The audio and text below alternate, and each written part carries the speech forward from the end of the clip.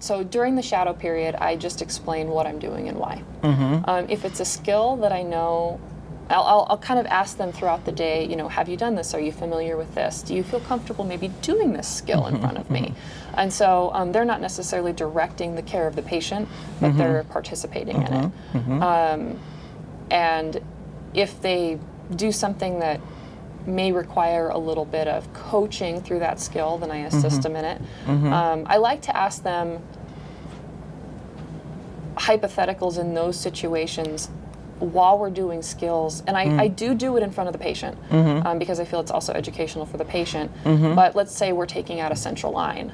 That's a really important skill to do safely. And so that one usually requires an extra set of hands for the first time that they do it on a real patient, because you need to maintain your sterile field, and inevitably you're going to forget to open something.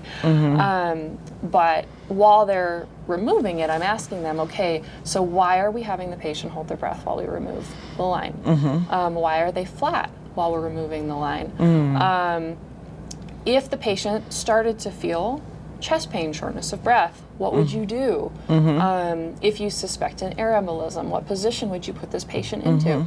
And the patients always ask questions too, which is fun, because then you get that other question you can answer, and the orientee learns as well. So that's a good example of like initial coaching. And then once I sign them off on that skill where they have performed it adequately, then if they want to perform it again, then I usually just step back, I watch it from a distance, I offer assistance only when they either ask for it or when patient safety may be compromised. But otherwise I kind of let them learn how to identify when they need help and how to ask for it. How important that is.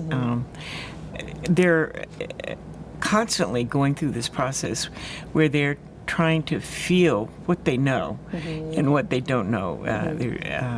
And it's a terribly anxious time, don't you think? Yeah, I remember it. I remember it too. How do you help a preceptee manage their anxiety? That one,